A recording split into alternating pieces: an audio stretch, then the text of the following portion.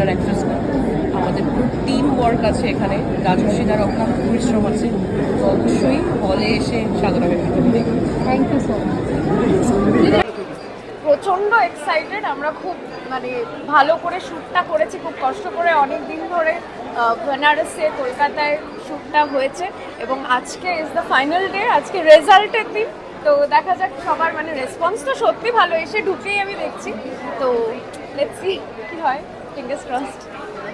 Thank you.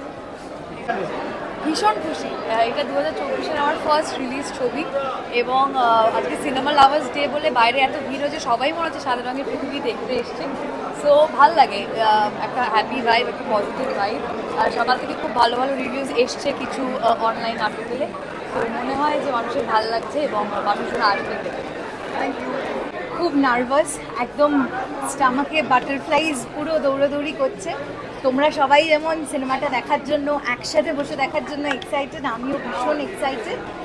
আশা করি সকলের সাদা রঙের পৃথিবী এবং পুতুলকে খুব ভালো লাগবে। আমি তো খুবই এক্সাইটেড, আমার প্রথম ছবি, বড় পর্দায় নিজেকে দেখবো সবার সাথে বসে, সেটা নিয়ে তো প্রচণ্ড excited plus nervous. Finger cross যেন প্রত্যেকের ভালো লাগে এবং সবার মুখ থেকে যেন সাদা রঙের পৃথিবী সম্পর্কে ভালো কথা এবং সমস্তটা যেমন লাগলো সবটা যেন শুনতে পাই, সেটাই আশা করি। আমার খুব ভালো লাগছে, ভীষণই মানে আমরা খুবই এক্সপেকটেশন রাখছি যে সকলের ভালো লাগবে, কারণ ভিডিও ট্রাফিকিং নিয়ে একটা ছবি, একদম ডিফারেন্ট একটা সাবজেক্ট।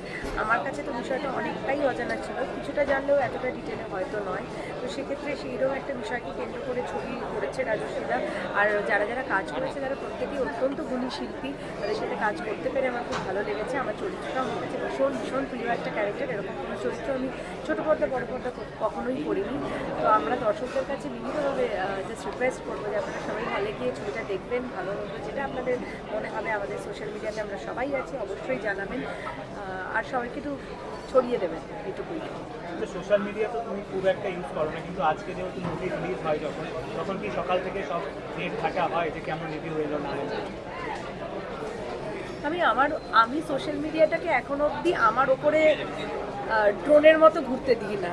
আমি সোশ্যাল মিডিয়ার ওপরে ড্রোনের মতো ঘুরবো কিনা সেটা আমার চয়েস, কিন্তু সোশ্যাল মিডিয়া এখন আমার মাথার ওপর ড্রোনের মতো ঘুরছে না, আপাতত ঘুরছে না। কতদিন এরকম রাখতে পারবো বলতে পারছি না।